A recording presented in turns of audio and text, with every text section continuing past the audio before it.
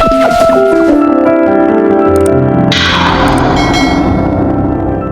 ओशियानोग्राफी का करेंगे। Ocean current start नहीं करेंगे, एक सॉर्ट ऑफ पढ़ लिया है हमने, but I do one thing is कि मैं रिवाइज करवा दूंगी। ओशन करंट्स, इसके बाद अपना इंडियन ज्योग्राफी शुरू होगा, ठीक है। तो हाय, आप नहीं है? ओके, तो फिर आपको कैसे समझेगा? कोई नहीं, इंडियन ज्योग्राफी तो कल से स्टार्ट हो ही रहा है, तो आज जितना समझ में आया अपना, ठीक है। चलो देखो, अपन ने ओशियानोग्राफी में मैंने कल होमवर्क दिया था, परसों। क्या वेरी गुड, गुड क्वेश्चन। क्या दिया था? तो ओशन, कैसे हो यार, मैंने बोला था ओशन करंट्स, टेम्परेचर और सैलिनिटी। ताप लवणता दिया, फिजल दिया था क्या?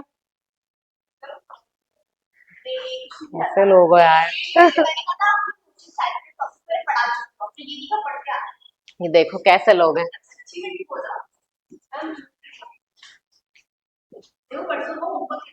देखो हम क्या पढ़,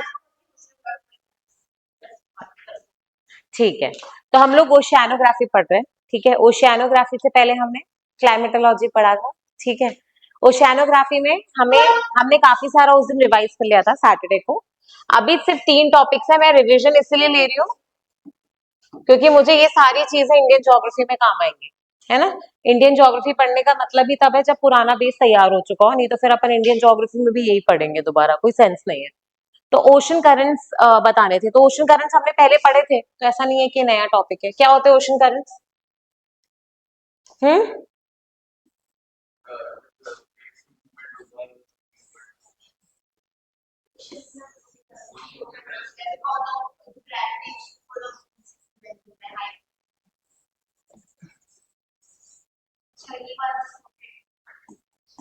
देखो द होल आइडिया इज कि अपन ने एक चीज पढ़ी थी कि अर्थ हीट बजट मेंटेन करता है, करेक्ट है।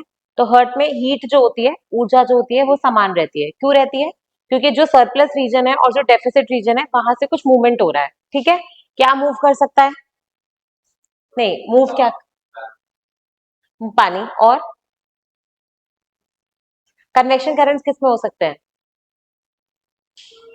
कन्वेक्शन करंट्स किस में हो सकते हैं? दो चीजें तो मूव करती है, या तो पानी मूव करेगा या हवा मूव करेगी, है ना।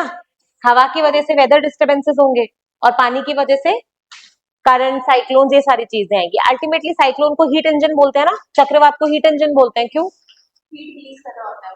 एग्जैक्टली, तो वो हीट रिलीज क्यों करेगा? पागल है क्या? ऐसे आज डिसाइड किया कि एक्सेस हीट है, ठीक है। Ultimately whatever in the nature is happening is why, because it wants to restore its balance, ठीक है। तो बैलेंस मेंटेन करना है, तो जब भी बैलेंस बिगड़ेगा तब क्या होगा? वाटर, एयर या कोई और चीजों का मूवमेंट होगा, डिस्टर्बेंसेस होंगे, मूवमेंट होगा, ठीक है। एयर वाला पार्ट जो था अपन ने क्लाइमेटोलॉजी में पढ़ लिया है, ओके। जिसके अंदर विंड्स आते हैं, टाइप्स ऑफ विंड्स आते हैं, warm, cold, primary, secondary, tertiary, वो सारी चीजें अपन ने परसों हमने डिस्कस भी कर ली थी। अब ओशियानोग्राफी में वाटर का मूवमेंट होता है। वाटर के अगेन जैसे एयर के दो मूवमेंट हो रहे थे ना, एक ऊपर नीचे वाला और एक समतल वाला, ठीक है, जमीन वाला। वैसे ही पानी के भी दो मूवमेंट्स होते हैं, एक जो सरफेस पे चल रहा है और एक जो पानी वर्टिकल मूव कर रहा है। तो पानी के कितने मूवमेंट्स हो गए? दो, हॉरिजॉन्टल एंड वर्टिकल, ठीक है। अब वर्टिकल मूवमेंट कैसे होगा? अपन को एक चीज पता है कि पानी में जो भी चीज भारी होगी वो नीचे जाएगी, ऊपर आएगी, करेक्ट है। तो ठंडा पानी और गर्म पानी, अपने पास दो ही वैरायटी है पानी की, या और कोई भी है? करेक्ट है, कोल्ड एंड वार्म बोलो या हॉट बोल लो। तो कोल्ड वाटर जो है वो बेसिकली सिंक करेगा या राइज करेगा? क्यों? हैवी है। कोल्ड वाटर, ठंडा पानी हैवी है, क्यों है?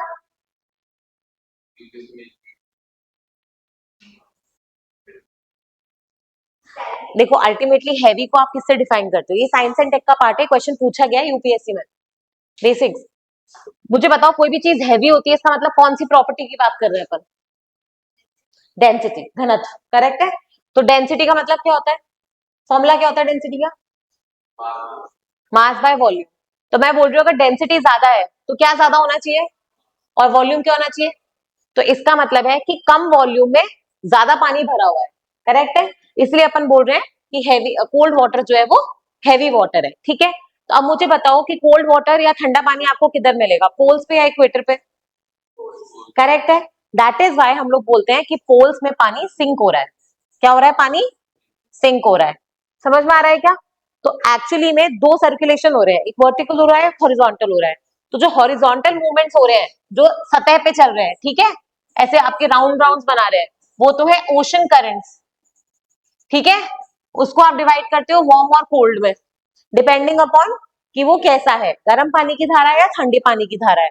और एक होता है जो सिंक या राइज कर रहा है, वो कहाँ पे होगा? पोल्स और इक्वेटर एकदम।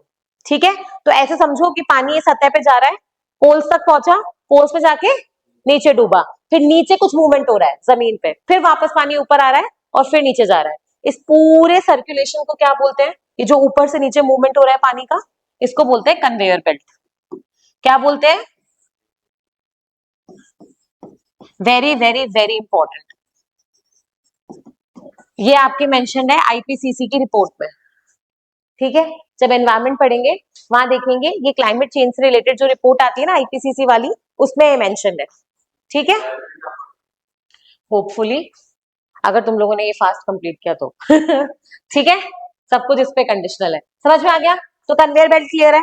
अब अपन ने क्या पढ़ना है? Ocean currents. ठीक है, तो ओशन करंट्स के लिए अपन एक एक ओशन पकड़ो पूरा। जैसे सपोज करो ये अटलांटिक ओशन है, ठीक है, अटलांटिक महासागर। तो यहाँ पे कौन सा कॉन्टिनेंट है? यहाँ कौन सा है? ये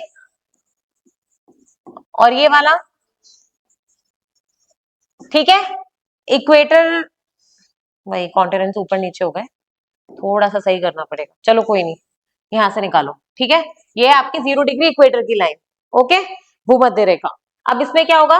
देखो, हमेशा चीज याद रखना, ये वाला करंट जाएगा एक, ठीक है, एक कुछ चीज निकलेगी इक्वेटर से और एक कुछ चीज आएगी पोल से। ये क्लियर होनी चाहिए हमें। कुछ करंट्स यहाँ से इक्वेटर से निकल रहे हैं, कुछ करंट्स पोल से आ रहे हैं। जो पोल से आएंगे वो ठंडे होंगे या गर्म, और जो इक्वेटर से निकलेंगे वो गर्म। क्लियर है? ठीक है, तो अपन इसको सपोज करो रेड में ले लेते हैं, ठीक है, गर्म को। ये वाला कौन सा करंट है? ये इक्वेटर पे है, ठीक है, और ये कौन सा डायरेक्शन है?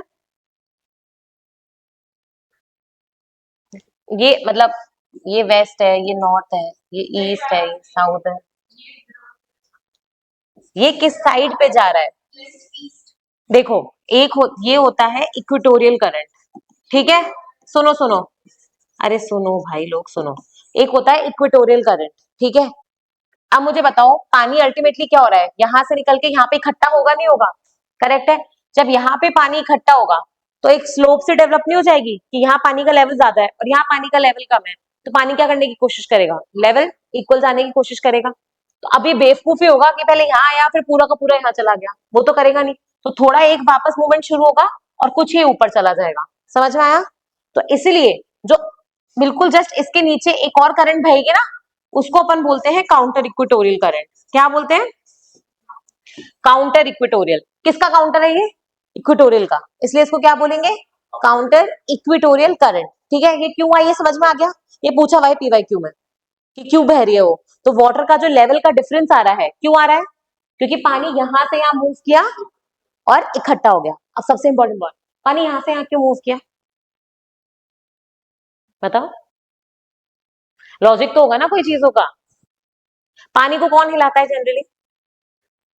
नहीं, प्लेट्स नहीं काम करेंगी। वेव्स क्यों आती है समुद्र में? विंड्स। करेक्ट है, तो यहाँ पे कोई ना कोई विंड्स होगी जो ऐसे हो रही होगी ऑफशोर। जैसी वो ऑफशोर होगी तो वो पानी को अपने साथ खींच के ले जाएगी, फिर पानी चलेगा, वहां पे जाके इकट्ठा हो गया, फिर इकट्ठा हुआ तो कुछ वहां पे गया और कुछ वापस आया। ठीक है, जो वापस आया वो बन गया काउंटर इक्वेटोरियल करंट, और जो ऊपर गया वो क्या बना? Gulf stream. ठीक है, गल्फ क्यों बोलेंगे? क्योंकि यहाँ पे ये ऐसे आता है, गल्फ ऑफ मेक्सिको आता है, इसलिए उसके नाम पे क्या पड़ा है? Gulf stream. ये सारे के सारे करंट्स कैसे होंगे, गर्म या ठंडे? गर्म, इक्वेटर के पास है और इक्वेटर से ही निकल रहे हैं। ठीक है, यही करंट आगे जाएगा यहाँ पे, ये लंदन आता है यहाँ पे, फिर नॉर्वे, स्वीडन, डेनमार्क, यहाँ पे जाके ये बनता है नॉर्थ अटलांटिक ड्रिफ्ट। क्या बनता है? North Atlantic drift. ये डायग्राम बनवाया है मैंने क्लास में पहले। ठीक है, नॉर्थ अटलांटिक ड्रिफ्ट। ओके, ये क्यों इंपॉर्टेंट है? ये कौन से इलाके हैं जो ठंडे रहते हैं? करेक्ट है। लंदन के पोर्ट्स फ्रीज नहीं होते हैं। वाई? बिकॉज वार्म करंट जा रहा है, तो वहां पे जो जमी हुई बर्फ होगी ना वो उसको पिघला देगा। तो isn't this a useful current? Correct है ना। इसकी वजह से आपकी सी इकोनॉमी, जो आपकी मैरिटाइम इकोनॉमी होती है, वो फंक्शनिंग है। कौन से एरियाज में? Norway, Sweden, Denmark. ये ऑलमोस्ट पोल्स के बहुत नजदीक हो गए। पर आप सोचो ना कि आपके पास कोई तो एक नेचुरल चीज है जो उस फ्रीजिंग को कम कर रहा है, पूरा नहीं कर रहा लेकिन कम तो कर रहा है, टेम्परेचर तो वाइबल बना रहा है मैरिटाइम इकोनॉमी के लिए। तो वो काम कर रहा है नॉर्थ अटलांटिक ड्रिफ्ट। करेक्ट है। फिर इसके बाद ये ये तो हो गई एक कहानी। ठीक है। अब दूसरी कहानी शुरू होगी यहाँ से, कोल्ड करंट की। तो कोल्ड करंट जो है वो कहां से आने चाहिए? ऊपर से, नीचे से? अब ये देखो, यहाँ पे बीच में ग्रीनलैंड आता है। करेक्ट है, बनवाया था। यहाँ पे दो करंट बनवाए होंगे मैंने, कौन कौन से? देखो, ग्रीनलैंड के इस साइड से जो करंट आ रहा है वो तो है ग्रीनलैंड करंट, और जो इस साइड से आ रहा है वो कौन सा है? लैब्राडोर। लैब्राडोर तो डॉग की ब्रीड भी होती है। ठीक है। लैब्राडोर करंट, और यहाँ से कौन सा आ रहा है? ग्रीनलैंड। ग्रीनलैंड के पास में से निकल रहा है ग्रीनलैंड करंट। ये दोनों कैसे करंट्स होंगे? कोल्ड। ठीक है, ठंडे वाले। फिर ये नीचे आएंगे, यहाँ पे आके ये गल्फ स्ट्रीम के साथ लैब्राडोर करंट मिलता है। ठीक है। तो यहाँ पे क्या बनता है? जब भी ठंडे और वार्म करंट्स मिलते हैं तो क्या बनते हैं? Fishing banks. क्या बनते हैं? इनके दो फायदे भी है और नुकसान भी है। जब भी कोल्ड और वार्म करंट मिलेंगे, ठीक है, तो अलग अलग प्रॉपर्टीज है, तो बहुत सारी डाइवर्सिटी आती है, तो फिशेस बहुत अलग अलग डाइवर्सिटी की मिलती है। तो great bank of Canada, grand bank of, है ना, ऐसे अलग अलग बैंक्स है। ये किस चीज के हैं? ये फिशिंग के बैंक्स हैं। बहुत अच्छी मछली की इंडस्ट्री यहाँ पे चलती है। ठीक है। पर जब ये मिलते हैं तो मुझे एक बात बताओ, एकदम कोल्ड और एकदम ठंडा जब मिलेगा, वार्म की क्या टेंडेंसी होती है? राइज करना। करेक्ट है। कोल्ड की टेंडेंसी है नीचे जाना। एकदम से जब वार्म पानी आएगा तो वो क्या करेगा? पानी को इवेपोरेट करने की कोशिश करेगा। करेक्ट है। इससे यहाँ पे क्या होगा? बहुत सारा फॉग मिस्ट डेवलप होगा। तो इसलिए यहाँ पे शिप्स चला पाना डिफिकल्ट है, तो एक्सीडेंट होने की संभावना बहुत रहती है। ठीक है। हाँ, जब भी कोल्ड और वार्म करंट्स मिलेंगे तो क्या होगा? दो चीजें, फायदा भी है और नुकसान भी है। फायदा किस चीज में है? Fishing industry. नुकसान किस चीज में? फॉगिंग और, काफी डिफरेंस रहेगा। मतलब इक्वेटर पे निकल रहा है तो 25-26 डिग्री के आसपास रहेगा पानी का टेम्परेचर, और जो कोल्ड करंट्स आते हैं वो ऑलमोस्ट पोल से आ रहे हैं, तो उनका टेम्परेचर रहता है 1, 2, 3, 4। It's a huge difference. ठीक है। तो बहुत ज्यादा डिफरेंस रहेगा। ओके। तो ये अपना अटलांटिक सी वाला हो गया। अब देखो, ये नीचे आया। अब ये वाला जो है करंट, ये यहाँ से भी तो आएगा नीचे। करेक्ट है। तो ये यहाँ पे एक आइलैंड्स आते हैं जिसका नाम है कैनरी आइलैंड्स। किसका पार्ट है वो? अफ्रीका का। ठीक है। और यहाँ पे आता है कौन सा करंट? Canary current. ठीक है। किसके नाम पे है? आइलैंड्स के नाम पे। क्या नाम है उसका? हनीशा, क्या नाम है इसका? Canary current. ठीक है। कैनरी करंट भी कैसा है? Cold current. और मैंने परसों एक चीज और बताई थी कि डेजर्ट कब क्रिएट होते हैं? वेस्टर्न मार्जिन पे होते हैं ना डेजर्ट। क्यों? दो रीजन थे ना। एक तो विंड था और एक पानी था, ओशन करंट्स थे। तो ओशन करंट्स कौन से होने चाहिए? वार्म होगा तो इवेपोरेशन होगा, तो बादल बनेंगे, तो क्या होना चाहिए? Cold ocean currents. और विंड्स कैसे होनी चाहिए? अगर विंड्स ऐसे होंगी तो मॉइस्चर लेके आएंगी। ये अगर ये सी है और ये लैंड है, और अगर विंड्स ऐसे, करेक्ट है, तो विंड्स कैसी होंगी? ऑफशोर। करेक्ट है क्या? ये अपन ने उस दिन देखा था। ठीक है। सब पुराना पढ़ा रही हूँ वापस दोबारा एक बार। तो ये अपना हो गया लैब्राडोर, ये हो गया ग्रीनलैंड, और ये कौन सा हो गया? Canary current. ये कौन से मार्जिन पे है अफ्रीका के? वेस्ट या ईस्ट? वेस्टर्न मार्जिन पे। और इसीलिए कनाडा इसी इसी वेस्टर्न मार्जिन पे बनता है आपका सहारा डेजर्ट। क्लियर है? तो अपन साथ ओशन करंट तो पढ़ ही रहे हैं, साथ साथ में अपन क्या पढ़ रहे हैं? उनकी प्रॉपर्टीज। कि जैसे वेस्टर्न मार्जिन पे अगर कोल्ड ओशन करंट आएगा तो क्या बनते हैं? डेजर्ट्स। हॉट और वार्म मिलते हैं तो क्या बनते हैं? फिशिंग इंडस्ट्री और फॉग वगैरह बनता है। ठीक है। तो ये अटलांटिक ओशन का नॉर्थन वाला पार्ट हो गया। ठीक है। अब इसमें अगर आप गौर से देखो तो एक सर्कल टाइप का नहीं बन रहा क्या ये? ठीक है। ये जो सर्कल बनता है इसी को बोलते हैं गायर। किधर? अफ्रीका की तरफ यहाँ पे कैसे बनेगा? ये तो सिर्फ एक ही करंट आ रहा है यहाँ पे। नहीं नहीं, वार्म और कोल्ड बने बनाए मिलने चाहिए, ठीक है। तो यहाँ पे ये जो बनता है इसको क्या बोलते हैं, गायर्स, ठीक है, क्या बोलेंगे, गायर्स। अब यहाँ पे आ जाओ साउथ में, अरे यार,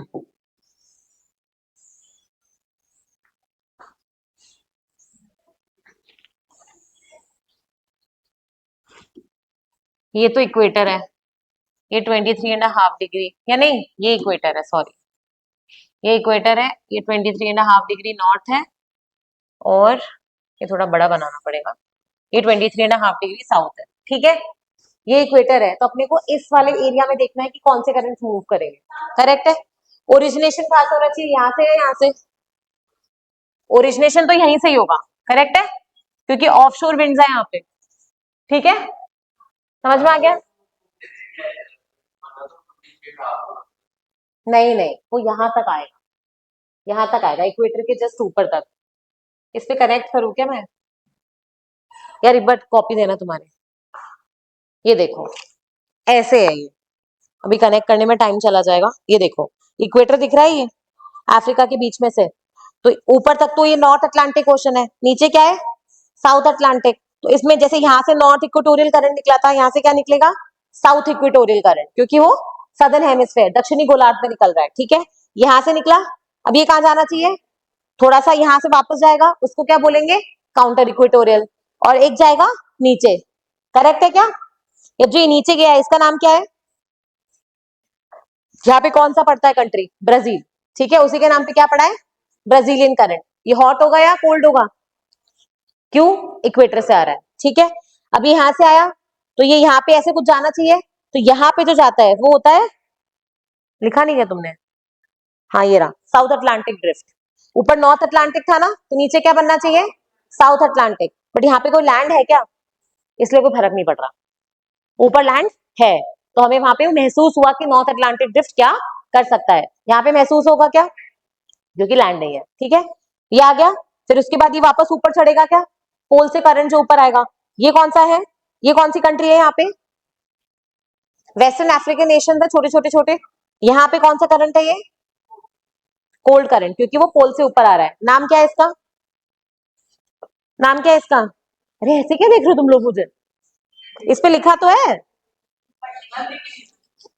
सच में नहीं दिख रहा, बेंगुएला, बेंगुएला, ठीक है, बेनिगुएला बेंगुएला जो बोलो वो, ये क्या हो रहा है, ऊपर चढ़ रहा है, करेक्ट है। तो ये भी एक राउंड राउंड बना नहीं बना, ये भी क्या बोलेंगे इसको, गायर, ये नॉर्थ अटलांटिक गायर है और ये साउथ अटलांटिक गायर है। अब इस नॉर्थ अटलांटिक गायर में क्या होता है, एक घास उगती है, क्योंकि हमें बहुत सारा न्यूट्रिशन फंसा हुआ रहता है और वो फंसा हुआ ही रहेगा, उसको बोलते हैं सरगासो, क्या बोलते हैं, सरगासो। सरगासो क्या, एक तरीके की वीड, जो एक्वेटिक वीड्स होती है ना, एक्वेटिक घास वो होती है, वो यहाँ पे बीच में फंसी हुई है, ठीक है, नहीं सिर्फ इसमें, वो एक स्पेशल तरीके का बोल सकते हो कि यहाँ पे हो रखा है कुछ नॉर्थ में, और इसलिए यहाँ पे क्या बनता है, सरगासो सी। तो ये जो एक्चुअली में वो सी नहीं है, सी का मतलब क्या होता है कि सराउंडेड बाय लैंड होना चाहिए ना, पर ये वाला जो सी है सराउंडेड बाय लैंड तो है नहीं, इसके आसपास क्या है, ओशन करंट्स, ऐसे है ये जो अपन ने ऊपर पढ़ा है ना, ये वाला, ये जो बन रहा है ना मूवमेंट, इतने से हिस्से में घास उगती है, ठीक है, इसी को अपन ने क्या बोल लिया है, सरगासो घास है, और इसी के नाम पे क्या पड़ा है, सरगासो सी।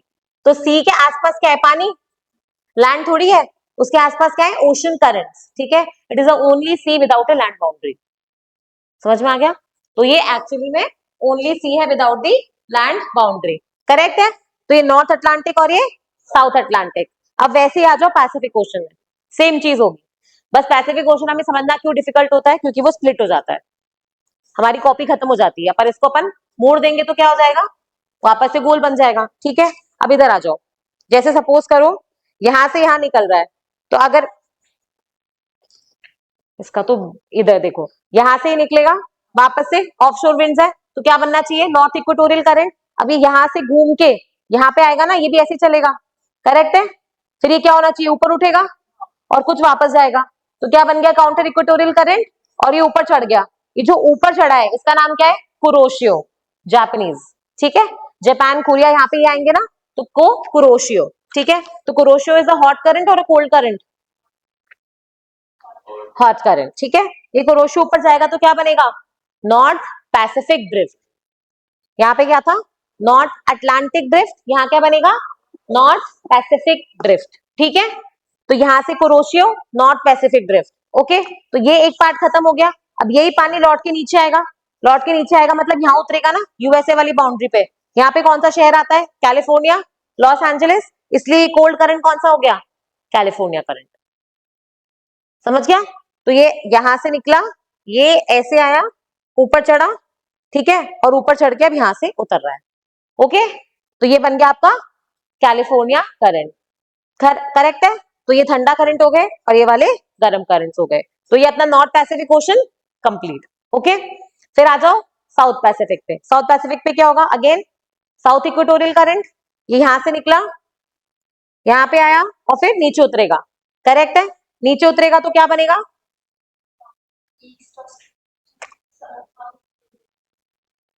हाँ मतलब ये साउथ में है ना, करेक्ट है। तो ये ऑस्ट्रेलिया का कौन सा पार्ट है, ईस्ट या वेस्ट, ये वाला ईस्ट, करेक्ट है। तो ये बनेगा ईस्ट ऑस्ट्रेलियन करंट, ठीक है। ये नीचे जाता, बट यहाँ पे कोई लैंड तो है नहीं, तो कोई फायदा है नहीं। अब इसको वापस घुमाओ कि यहाँ से कोल्ड बनेगा, तो कोल्ड करंट जो होगा वो कहाँ से ऊपर चढ़ेगा, यहाँ से, करेक्ट है। और ये कौन सा है अपना, पेरुवियन करंट, हम्बोल्ट करंट, जिसकी वजह से एल नीनो आता है, करेक्ट है।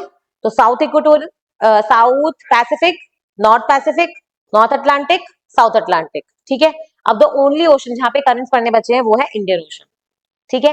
इंडियन ओशन में करंट्स का रिवर्सल होता है, क्यों, बिकॉज ऑफ मॉनसून, ठीक है, because of monsoon. Monsoon word ही किससे बना है, मौसम, मौसम का मतलब सीजनल रिवर्सल ऑफ विंड्स, ठीक है। तो जब विंड्स का रिवर्सल होगा, ऐसा थोड़ी है कि हवा इधर जा रही है पानी इधर जाएगा, नहीं होएगा। हवा अपने साथ पानी के सेम डायरेक्शन में लेके जाती है, करेक्ट है ना। अरे जब वो आते हैं ना आजकल छोटे छोटे इंस्टाग्राम पे क्लिप्स आते हैं कि रफ सी है, तो ऐसे लहरें बहुत ऊपर नीचे हो रही है, तो वो पानी किससे इन्फ्लुएंस हो रहा है, हवा से, ठीक है। तो अब यहाँ पे देखो, ये वाला हो चुका है, ये वाला हो चुका है, सिर्फ इंडियन ओशन बाकी है, ठीक है। इंडियन ओशन में क्या बना वापस से, इक्वेटोरियल करंट, ये यहां से नीचे उतरेगा, ठीक है, वार्म करंट होगा, क्या नाम है उसका, अगुलास, क्या नाम है इसका, अगुलास। फिर ये ऐसे जाएगा और ऊपर आएगा, ये ऊपर आएगा तो कौन सा करंट हो जाएगा, ठंडा। और ये ऑस्ट्रेलिया के कौन से मार्जिन पे है, इसलिए इसका क्या नाम पड़ा, वेस्ट ऑस्ट्रेलिया। और वेस्टर्न मार्जिन पे अगर तुम्हारे पास ठंडा करंट है तो क्या बनने चाहिए, डेजर्ट, ठीक है। इसलिए ग्रेट सिम्सन, गिब्सन, विक्टोरियन, है ना, ये सारे डेजर्ट्स हैं यहाँ पे, करेक्ट है। तो जहां जहां ठंडे करंट्स हैं, एक तो यहाँ पे डेजर्ट हो गया, एक कैनरी करंट का गया यहाँ पे, ये डेजर्ट हो गया सहारा। एक कौन सा है, ये बेनेगुला, यहाँ पे कौन सा यहाँ पे कौन सा डेजर्ट है, कालाहारी, अफ्रीका में है या नहीं है, ठीक है। फिर आ जाओ और ठंडा करंट कहाँ पे है, ये रहा, पेरुवियन करंट के पास कौन सा डेजर्ट है, अटकामा, ठीक है। और फिर यहाँ पे कैलिफोर्निया, कैलिफोर्निया के पास कौन सा डेजर्ट है, कौन सा रेगिस्तान है, सोनोरन और मोहावे, क्लियर है। तो देख लो जहां जहां भी कोल्ड करंट्स है वहां वहां डेजर्ट्स है, ठीक है। कहां पे होने चाहिए कोल्ड करंट, वेस्टर्न मार्जिन पे, तब बनेंगे आपके डेजर्ट्स, ठीक है। तो एक चीज ये हो गई। अब मुझे बताओ, एक अपन ने मिक्सिंग पढ़ी थी यहाँ पे, ये वाली कहां गई, गल्फ स्ट्रीम और लैब्राडोर की, ठीक है। एक यहाँ पे देखो ये कुरोशियो है, और अरे हाँ ये तो भूल ही गए, ये जो ऊपर से कैलिफोर्निया करंट आ रही थी, ये ऊपर से जो आ रही थी यहाँ से, जैसे लैब्राडोर बनी आगे जाके, ये रहा लैब्राडोर जो है ये रही, उसके ऊपर ग्रीनलैंड, और यही बनती आगे जाके कैनरी। तो जैसे ये कैलिफोर्निया है, इसकी मदर कौन सी हो जाएगी, ये ओयाशियो, कुरोशियो और ओयाशियो। तो ये कुरोशियो और ओयाशियो आपस में मिलेंगे, और ये जहां मिलेंगे वहां क्या बनेगा, फिशिंग बैंक, ठीक है। इसलिए कभी सुना है जापान और कोरिया के पास बहुत अच्छी फिशिंग इंडस्ट्री है, यही है रीजन। गल्फ, गल्फ स्ट्रीम तो यहाँ पे है, गल्फ ऑफ मेक्सिको के पास, ठीक है। तो अपन ने कौन से फिशिंग बैंक्स देख लिए, एक तो इन दोनों की वजह से, एक इन दोनों की वजह से, ठीक है। अब तीसरा फिशिंग बैंक कहाँ पे बन सकता है, जहां पे होती है अपवेलिंग, क्या होती है, अभी अपवेलिंग क्या होती है, अपवेलिंग क्या होती है, अपवेलिंग का मतलब होता है कोई चीज नीचे से ऊपर आ रही है, पानी में नीचे से ऊपर आ रही है। तो होता क्या है, ये देखो, सपोज ये समुंदर है, ठीक है, एक बड़ी मछली है, वो मर गई, मर गई वो, तो वो कहाँ जाएगी, नीचे ऊपर, वो सतह पे आ गई। ठीक है, कभी वो रील आई थी इंस्टाग्राम पे, बहुत फेमस हुई थी कि अगर एक व्हेल मरती है, नहीं, तो वो एक इकोसिस्टम को जन्म देती है, which is the nutrition for so many other organisms. मतलब वेल का मरना भी एक तरीके से इकोसिस्टम के लिए बहुत इंपॉर्टेंट है, क्योंकि न्यूट्रिशन रिलीज होते हैं। कैसे होते हैं, सपोज करो कि मछली मरी, ठीक है, या हम भी अगर हमारी डेथ होती है, तो नीचे गए, नीचे क्या होंगे, बहुत सारे organisms, micro organisms, bacteria, fungus वगैरह, वो क्या करेंगे, इसका डिकम्पोजिशन करेंगे। डिकम्पोजिशन करेंगे तो क्या रिलीज होगा, न्यूट्रिशन, जो भी कार्बन, हाइड्रोजन, नाइट्रोजन, जो भी इनकी बॉडी में होगा वो सब रिलीज होगा। अब ये जो न्यूट्रिएंट्स हैं, ये हल्के हैं भारी हैं, हल्के, तो ये क्या करेंगे, ठीक है, तो इनकी क्या होगी, अपवेलिंग। पर मुझे बताओ, अपवेलिंग इक्वेटर पे होगी या पोल एरियाज में होगी, लॉजिक है।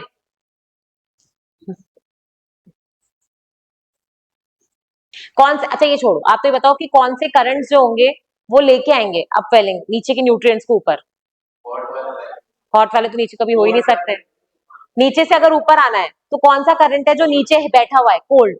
तो जब नीचे ठंडा वाला जो पानी है वो ऊपर आएगा, तभी तो अपने साथ न्यूट्रिशन लेके आएगा, तो उसी को बोलते हैं अपवेलिंग, जब पानी के साथ न्यूट्रिशन ऊपर आ रहा है। ठीक है, तो जहां जहां अपवेलिंग होगी, मुझे बताओ, ये न्यूट्रिशन आएगा, तो खाने के लिए मछली आएंगी नहीं आएंगी, आएंगी, करेक्ट है, तो वहां पे भी क्या होनी चाहिए, फिशिंग इंडस्ट्री, करेक्ट है, अच्छी खासी फिशिंग इंडस्ट्री होगी। तो फिशिंग इंडस्ट्री दो जगह हो सकती है, एक जगह जहां पे मिल रहे हैं, और दूसरा जहां पे अपवेलिंग हो रही है। अभी मुझे बताओ अपवेलिंग कहाँ होगी, ठंडा पानी आएगा ना, तो अपवेलिंग किसके साथ होनी चाहिए, कोल्ड करंट्स के साथ, करेक्ट है, इसलिए बोलते हैं पेरुवियन या हम्बोल्ट करंट में भयंकर अपवेलिंग हो रही है। हाँ मतलब नीचे से आएगा, पर ये वाले एरिया में होगी ना, इक्वेटर पे नहीं होगी अपवेलिंग, नीचे वाले एरिया में होगी। हाँ ठीक है, तो पूरी एक फिशिंग इंडस्ट्री यहाँ पे रहती है। ठीक है, तो फिशेस को खाने के लिए क्या आएंगी, ऊपर से बर्ड्स उड़ती हुई डाइव करेंगी और मछली उठा के लेके जाएंगी। फिर यहाँ पे गुआनोज आते हैं, बर्ड का एक्सक्रीटा, कौन सी इंडस्ट्री बनती है, फर्टिलाइजर, उर्वरक, ठीक है, फर्टिलाइजर इंडस्ट्री। तो ऐसे करके एक मेजर इंडस्ट्री यहाँ पे बनी होती है। तो जब भी एल नीनो आता है, ये पूरी इंडस्ट्री डिस्ट्रॉय हो जाती है। क्यों, क्योंकि पेरुवियन करंट कमजोर पड़ जाता है, तो जब वो कमजोर पड़ेगा तो न्यूट्रिशन लेके आएगा, नहीं लेके आएगा, न्यूट्रिशन नहीं लेके आएगा तो अपवेलिंग होगी, नहीं होगी, अपवेलिंग नहीं होगी तो मछलियां क्या खाएंगी, मछलियां नहीं आएंगी, मछलियां नहीं आएंगी तो बर्ड्स आएंगे क्या, नहीं, बर्ड्स नहीं आएंगी तो वो कुछ ड्रॉपिंग्स नहीं गिराएंगी, तो गुआनो नहीं आएंगे, गुआनो नहीं आएंगे तो फर्टिलाइजर इंडस्ट्री नहीं आएगी। समझ गए, तो एवरीथिंग इज इंटरलिंक। तो अपन ने तीन चीजें देख ली, एक तो ओशन करंट समझ लिए पूरे, यही है तुम्हारे ओशन करंट्स और कुछ नहीं है, जिसका हवा बना रखा है। ठीक है, ओशन करंट्स हो गए, वार्म एंड कोल्ड हो गए, और साथ में उनके कैरेक्टरिस्टिक्स या प्रॉपर्टीज हो गई। ठीक है, क्लियर है क्या, ओके। अब टेम्परेचर, अरे एक मिनट, देखो, ओशन टेम्परेचर, मुझे एक बात बताओ, सपोज करो ये समुंदर है, ठीक है, ये मतलब ऐसे 0 किलोमीटर टाइप है, आप सतह पे हो एकदम, फिर यहाँ पे आ गए सपोज 500 किलोमीटर, मतलब 500 मीटर सॉरी, फिर यहाँ पे 1000 मीटर, 1000 मीटर कितना होता है किलोमीटर में, ठीक है, फिर इसके नीचे जाते जाते कितनी होती है जनरली गहराई, मेरियाना ट्रेंच कितना है, 11,000 मीटर ही तो है, तो 11 किलोमीटर तो मेरियाना ट्रेंच है, तो एवरेज अगर मैं मानू तो 7-8 किलोमीटर, नहीं समझ आया, हाँ, ओशन की सिर्फ इतनी का है, 7,000 मीटर है, किलोमीटर है ये, अपना स्विमिंग पूल कितना मीटर डीप होता है,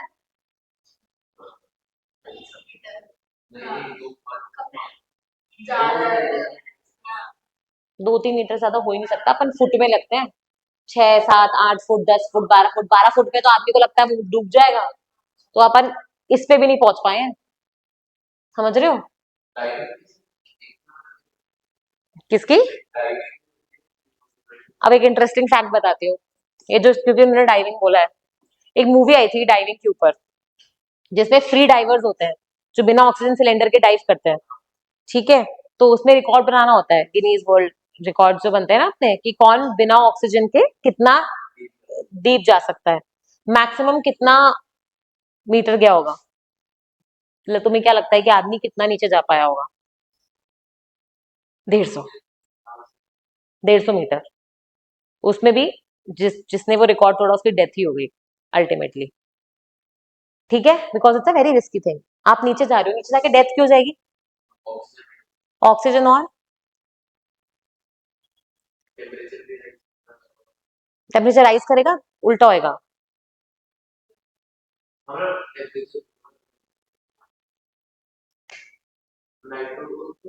स्पेस में जाते हैं तो बोलते हैं हमारी वेन्स फट जाएंगी, क्यों? प्रेशर, प्रेशर की वजह से। You don't need only oxygen cylinder to give you oxygen. You need something else, a spacesuit kind of a thing, so that it can basically balance the pressure. आप यहाँ पे हो, ऊपर खड़े हो, वर्सेस आप अंदर हो, प्रेशर बढ़ेगा नहीं बढ़ेगा? और आपकी बॉडी को किसकी आदत है?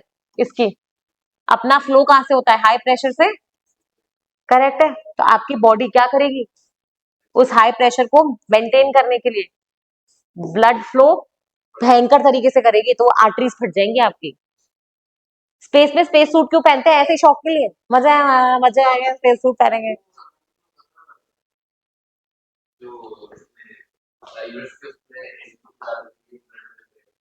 वो तो उसका इसके लिए, ताकि फ्लो बना रहा है उसका, सॉलिडिफाई नहीं हो, उसका कॉन्सेप्ट अलग है।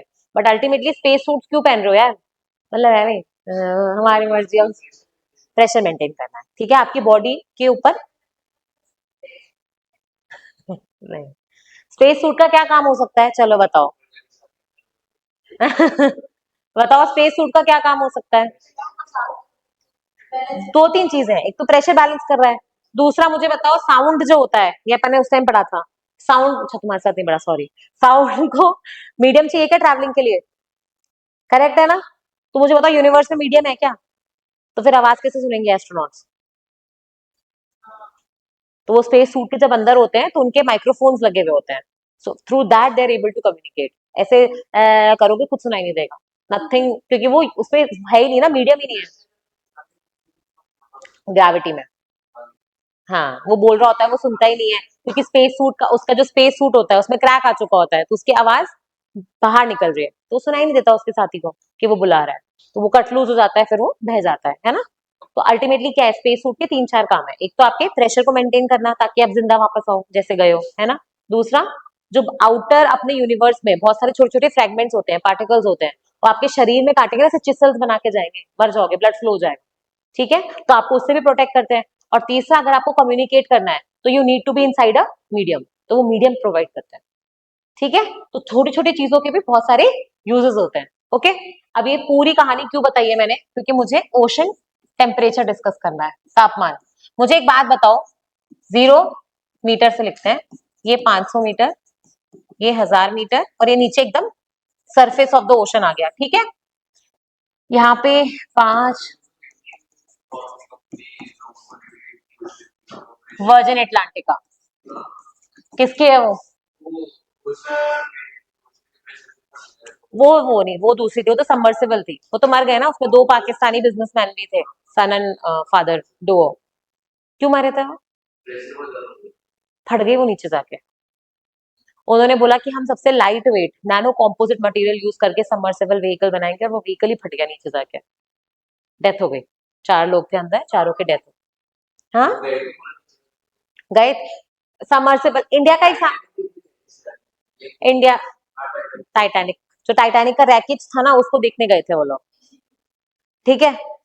अपने यहाँ पे समुद्रयान मिशन है इंडिया में। समुद्रयान मिशन के लाइक बहुत सारे ऑब्जेक्टिव्स में से 3 ही है वैसे तो मेजर। एक ऑब्जेक्टिव क्या है? 6000 मीटर तक का सबमर्सिबल व्हीकल बनाना। क्यों बनाना है? अरे, मिनरल्स एक्सप्लोरेशन, उसकी स्टडी करनी है, ओशन फ्लोर पे क्या क्या मिलता है, ठीक है, वो सारी चीजें पढ़ने के लिए कभी तो आपको 6000 मीटर पे वो पहुंचे हैं रोबोट्स। ठीक है, हमने पहुंचाए हैं नीचे, व्हीकल्स पहुंचाए हैं, लेकिन मैंड व्हीकल्स नहीं पहुंचाए हैं। मरियाना ट्रेंच पे भी गए, सी के वाटर में जो पूरा जाती है जब पानी तो लैंड पे क्या हट जाता है? मतलब कि इसी के से सीप जाती है एंड वो नीचे जाके वो पूरे बॉटम में जाती है सी और जो जगह पानी में बाहर निकलती है लैंड वो तो वैसे हाँ रिसर्च कर सकते हैं, मैं बोल रही हूँ व्हीकल्स जिसमें आप किसी को बैठा के ले जाओ नीचे, वो वेरियाना ट्रेंच पे भी गए बट रोबोट्स, ह्यूमंस नहीं। क्योंकि उतना हमें टेक्नोलॉजी बनाना पड़ेगा पहले कि उतने नीचे तक जाए, फटे ना, मटेरियल जिससे वो बनेगा व्हीकल, वो भी तो इम्पोर्टेंट है। नैनो कॉम्पोजिट का हमने देख लिया क्या हाल हुआ है। So anybody would want to risk? क्या पहले इलॉन मस्क ने बोला था वो भी जाएगा, फिर उसने कैंसिल कर दिया। है ना, कैंसिल, बहुत उसके फटने के बाद जैसे 3-4 बिलियनर लोग थे, उन्होंने मना कर दिया हम नहीं जा रहे। ठीक है, तो अब ये देखो, ओशन टेम्परेचर मुझे बताओ, अगर आप एकदम सतह पे हो तो ओशन का टेम्परेचर क्या होना चाहिए? इस, हाँ कहीं भी हो, ओशन का टेम्परेचर क्या होना चाहिए? मैं अभी किसकी बात कर रही हूँ? इक्वेटर से ट्रॉपिकल रीजन, यहाँ की बात कर रही हूँ, ये वाले। ठीक है, तो यहाँ पे टेम्परेचर क्या होगा मुझे बताओ इनमें से? ये 5 डिग्री, 10 डिग्री, 15, 20, 25, 30, 35 ऐसे लिखा है। 20-25 के आसपास रहेगा, करेक्ट है, तो इस वाली रेंज में कहीं होगा। ठीक है, फिर टेम्परेचर अगर आप नीचे जाते हो समुद्र में, ठंडा होता है या समुद्र गर्म होता है? ठंडा होता है, टेम्परेचर कम होता जाता है नीचे, करेक्ट है। तो यहाँ पे टेम्परेचर कम होगा नहीं होगा? थोड़ा थोड़ा बिल्कुल, मतलब इनफैक्ट मान के चलो आपको पता भी नहीं लगेगा कि वो ठंडा हुआ, क्यों? क्योंकि ऊपर सूरज की ऊर्जा, जब अपन पढ़ते हैं तो अपन बोलते हैं ना 80 सेंटीमीटर, जहाँ पे कोरल रीफ्स आते हैं, 80 सेंटीमीटर, 100 सेंटीमीटर तक तो आराम से सूरज की ऊर्जा जाती है। तो ऐसा मान के चलो कि लगभग सपोज 25 डिग्री टेम्परेचर है, तो यहाँ पे 300-400 मीटर तक ये ऐसे जाएगा, बिल्कुल इतना सा मूव करेगा ये। ठीक है, क्योंकि अच्छी खासी सूरज की ऊर्जा आ रही है तो पानी गर्म रहता है। ओके, फिर आता है ये 500 से 1000 मीटर का लाइन। यहाँ पे क्या होगा? तेजी से ड्रॉप होता है। तेजी मतलब ग्रेडियंट इज वेरी हाई। ठीक है, तो ये तेजी से ड्रॉप होगा, करेक्ट है। तेजी से ड्रॉप होके इतना हो जाएगा कि यहाँ पे पहुंच जाओ ऑलमोस्ट 5 से पहले पहले। ठीक है, और उसके बाद नीचे एकदम क्या होता है? सीधी 1-2 डिग्री, 0 डिग्री के आसपास रहता है। ठीक है, तो ये जो 3 लेयर्स बनती है ना अलग अलग टेम्परेचर की वजह से, अपन ने पहले इनके नाम लिखे थे, पर अपने को सबसे इंपॉर्टेंट लेयर कौन सी है? ये वाली, जिसपे टेम्परेचर क्या हो रहा है? तेजी से ड्रॉप हो रहा है। ठीक है, इसी लेयर को क्या बोलते हैं?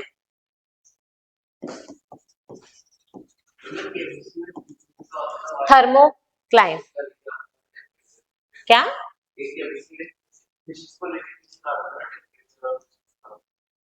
टेम्परेचर फिशेस का?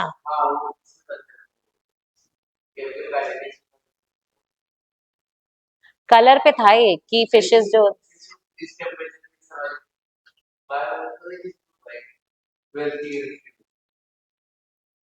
याद नहीं, कलर को लेके तो मुझे याद है, वो तो आपकी बायोलॉजी वाली एनसीईआरटी में है ना।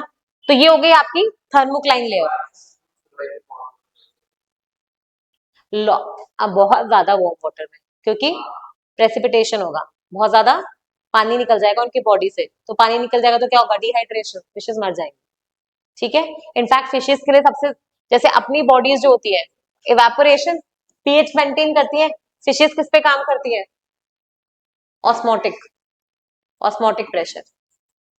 ठीक है, ऑस्मोसिस होता है ना, ऑस्मोसिस में पानी का मूवमेंट होता है। ऑस्मोटिक प्रेशर क्या हो जाएगा? उनके उनकी बॉडी के अंदर जो पानी है, ठीक है, वर्सेस जो बाहर जिस पानी में वो रह रही है, उसके बीच में बैलेंस कितना है? वो बैलेंस खराब होगा तो वो मर जाएंगे। ठीक है, तो ये थी अपनी थर्मोक्लाइन लेयर, लिखा था ना अपन ने? ये लिखा है, हाँ, वर्टिकल टेम्परेचर डिस्ट्रीब्यूशन। ठीक है, तो ये कौन सा डिस्ट्रीब्यूशन हो गया? वर्टिकल वाला, कि ऊपर से लेकर नीचे तक जो लेयर्स जा रही है उसमें टेम्परेचर कैसे डिस्ट्रीब्यूटेड है। अब मुझे बताओ हॉरिजॉन्टल वाला कैसे होगा? कुछ एरियाज होंगे जहां पे आप बोलोगे कि सी बहुत ज्यादा वार्म रहता है, फॉर एग्जाम्पल डेड सी का नाम सुना है? डेड सी में लवणता ज्यादा है, इसका मतलब वहां पे इवेपोरेशन भी ज्यादा हो रहा होगा, करेक्ट है। इवेपोरेशन में मतलब टेम्परेचर क्या हो रहा होगा? ज्यादा। रेड सी में भी टेम्परेचर ज्यादा है, और वहीं अगर आप जाओगे थोड़े ऊपर के इलाकों में, सरफेस सरफेस पे बात कर रही हूँ, नॉर्वेजियन सी वगैरह, तो वहां पे क्या होगा? टेम्परेचर कम होगा। तो वो होता है हॉरिजॉन्टल डिस्ट्रीब्यूशन। ठीक है, तो horizontal and vertical distribution of temperature. ठीक है, फिर अपन आते हैं सैलिनिटी के ऊपर। लवणता, सैलिनिटी क्या होती है? अमाउंट ऑफ डिजोल्व सॉल्यूट्स, अपन समुद्र में इवेपोरेट करके समुंदर के पानी का वाष्पीकरण करके, इवेपोरेशन करके क्या बनाते हैं? नमक। करेक्ट है। इसका मतलब आपके ओशंस में क्या है? सॉल्ट्स है। तो कितना अमाउंट ऑफ सॉल्ट आपके पानी में डिजोल्व है वो क्या बनता है? सैलिनिटी। ठीक है। बेस्ड ऑन सैलिनिटी आपका पानी तीन टाइप का होता है, fresh, brackish and ocean water, जिसको अपन बोलते हैं समुद्र का पानी बहुत खारा होता है, पी सकते हो क्या समुद्र का पानी? क्यों खारा क्यों है? मतलब सॉल्ट कंटेंट ज्यादा है। कितना ज्यादा है? पीपीएम, पीपीटी सुना है? पार्ट्स पर मिलियन, पार्ट्स पर थाउजेंड, ये पढ़ाया था मैंने पहले कि क्या मतलब होता है इसका। ठीक है। तो 30 है, 35 पीपीएम। फ्रेश पानी जो हम पीते हैं, ये जो पानी आपकी बॉटल में है, इसमें कितना सॉल्ट होता है क्या सॉल्ट? मीठा लगता है ना ये? Less than 5 ppm. तो पहले के जमाने में जो आरओ वाटर आते थे वर्सेस आज के जमाने में जो वो आरओ आता है अपने घर में, जिसको पानी को फिल्टर करता है, वो सॉल्ट को भी फिल्टर करके देता है। करेक्ट है। तो उससे क्या होता है आपका सॉल्ट का कंटेंट लेस देन 5 पीपीएम। ठीक है। और इनके बीच का जो होगा वो क्या बन जाता है? ब्रैकिश। ये कहाँ मिलेगा? जो सपोज करो आपका कोई लेक है, वो समुद्र में मिल रहा है, तो वो वाली जो सिचुएशन होगी जिसमें खारा प्लस फ्रेश दोनों का ऐसे मिक्सचर है, वो होगा brackish water. Back waters of Kerala. Correct है। Lagoons, Chilika lake. करेक्ट। तो वहां हो जाएगा। तो ये तो सैलिनिटी ये वाली हो गई। अब जैसे अपन ने टेम्परेचर का डिस्ट्रीब्यूशन पढ़ा था, अरे एक मिनट, टेम्परेचर के डिस्ट्रीब्यूशन में एक तो अपन ने इक्वेटर पे देखा था, इक्वेटर पे क्या हो रहा था? तीन लेयर्स बन रही थी, ऊपर वाली, फिर बीच में एकदम तेजी वाली, और फिर नीचे वाली। पोल्स पे क्या होगा? पोल्स पे ऊपर वाली लेयर कोई बनेगी क्या? ओनली टू लेयर्स बनेंगी। क्यों? क्योंकि ऊपर वाली लेयर पे थोड़ी गर्मी हो रही है, ठीक है, तो वहां टेम्परेचर थोड़ा सा ही कम होगा, फिर उसके बाद सीधी एक लंबी लेयर बनेगी जहां पे टेम्परेचर सेम रहेगा। ठीक है। अब जैसे अपन ने टेम्परेचर पढ़ा है, वैसे ही सैलिनिटी का भी होता है। सैलिनिटी में भी कुछ, जैसे अगर अपन सेम सतह पे बात करें, तो डेड सी की सैलिनिटी ज्यादा है। वैसे टर्की में एक लेक है, लेक वैन हसन, उसकी उसकी सैलिनिटी जो है वो भी बहुत ज्यादा है। तो ऐसे एक तो हो गया कि सतह पे कौन से कुछ लेक्स है जिनकी सैलिनिटी ज्यादा है, तो वो तो हो गया हॉरिजॉन्टल डिस्ट्रीब्यूशन ऑफ सैलिनिटी। और एक होता है वर्टिकल डिस्ट्रीब्यूशन। ये बनवाया था क्या ग्राफ? आगे चलो। अच्छा, इसमें लिखवा दिया मैंने क्लोरीन और ये सब। ओके। आई थिंक वर्टिकल रह गया है शायद, दिखाना एक बार।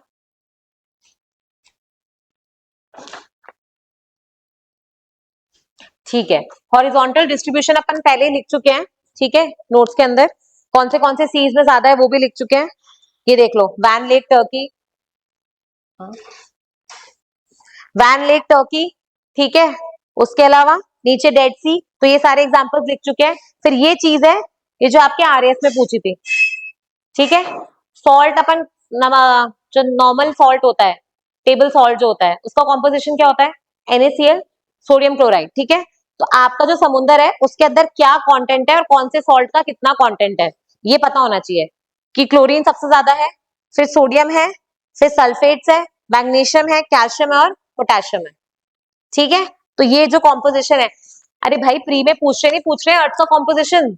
अर्थ के ये अपनी क्रस्ट में कौन से मेटल्स मिल रहे हैं, कौन से मिनरल्स मिल रहे हैं, उसको डिसेंडिंग ऑर्डर में अरेंज करो। तो वही चीज ओशंस में भी है। ओशंस में क्या मिलता है? सॉल्ट। तो सॉल्ट का अरेंजमेंट पूछ रहे हैं, असेंडिंग ऑर्डर या डिसेंडिंग ऑर्डर। ठीक है। तो यहाँ पे आपका ओशन टेम्परेचर, सैलिनिटी और करंट्स तीनों करवा दिया। तो ओशियानोग्राफी फुल कंप्लीट है। जो बचा हुआ पार्ट है वो है मैपिंग। तो मैपिंग अपन क्लासेस एक साथ लेंगे, ठीक है। मैपिंग अभी करने से कोई फायदा नहीं, पढ़ाऊंगी फिर भी सब डब्बा गुल्ले दो महीने बाद मुझसे पूछोगे मैम नॉर्वे कहाँ था। ठीक है।